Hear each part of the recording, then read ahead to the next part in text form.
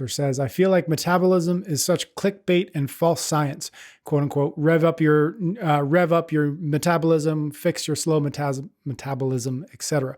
I assume there are actual considerations, but I've read enough from people who came off The Biggest Loser, the show, I imagine, which is a topic unto itself, he says, that have been like, I quote unquote, ruined my metabolism. I'd love to hear your thoughts and perspective.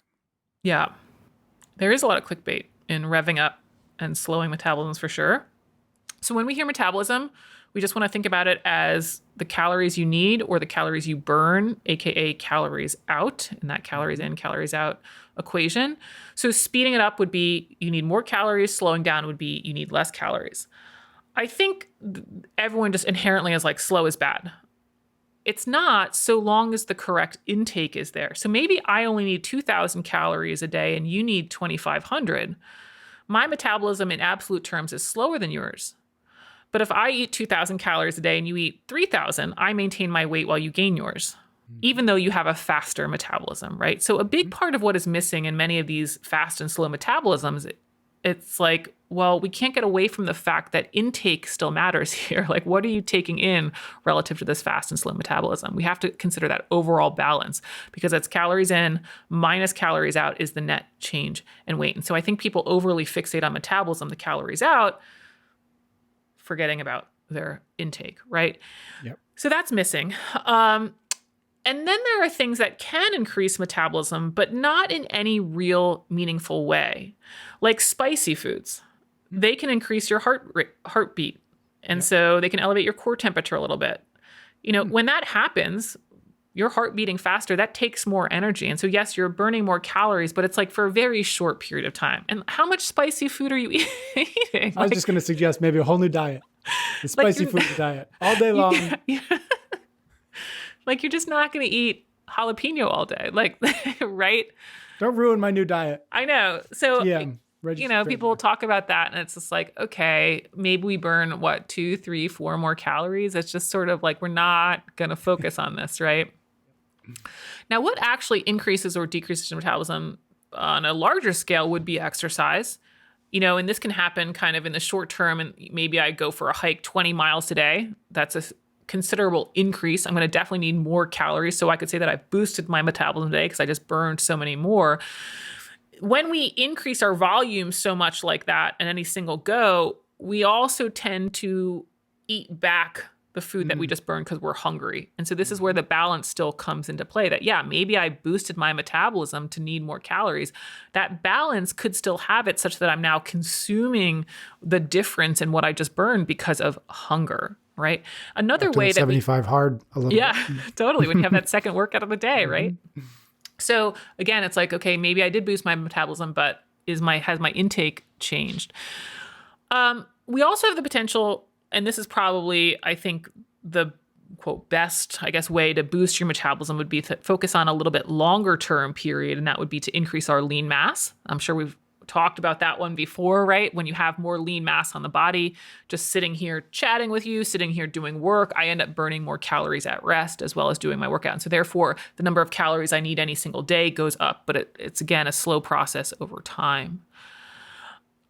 Okay. To get into kind of his next point though, I do also want to mention, I mentioned how like, hey, if you increase your volume in one day, yes, you burn more calories, but you tend to eat it back. So that's meaning that calories out affects calories in. It also turns out that calories in affects calories out, meaning how much you eat any day also affects how much you burn. Because the body tries to adapt to burn off extra calories that you eat or tries to be conservative when you undereat. And this is not always through our direct conscious control. You might become more or less efficient in energy production. You might become more or less fidgety in your seat. You might become more or less motivated to get up and do things. But this is why that when you over or undereat 3,500 calories, it doesn't exactly have you gain or lose 1 pound. The body is making these adjustments, but it's not a perfect system. So there is some point of overeating. There is some point of undereating that does in fact result in net changes in the weight. But so this is also why you hear people talk about, oh, well, eating more can boost your metabolism. It does in the sense of, yes, you will burn through some more of those calories, but it doesn't mean that you're going to lose more weight. Maybe you're just burning more of the more food that's coming in. But it doesn't necessarily mean that we have a net change overall. So again, a lot of this boosting metabolism is kind of just a short-sighted view of things. And I would say that 90% of people, maybe higher than that, 99% of people who think their metabolism is ruined or damaged, they just really don't have an accurate assessment of what they're eating, which we already just talked about. Okay, final point on The Biggest Loser.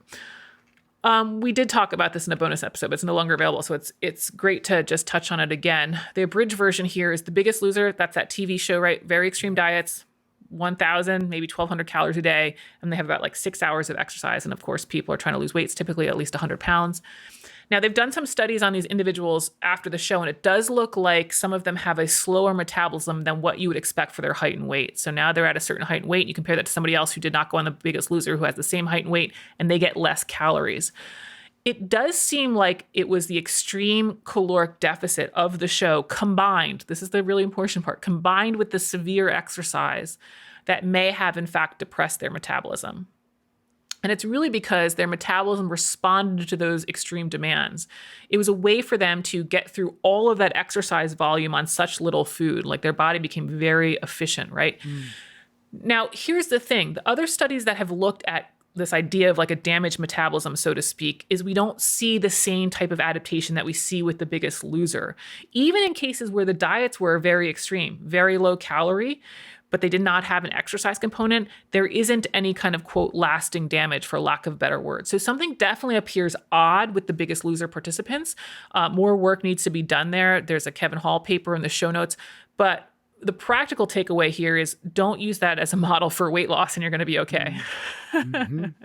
Right? Don't do a super severe caloric deficit, and especially don't do it combined with a ton of exercise, and your metabolism is just fine.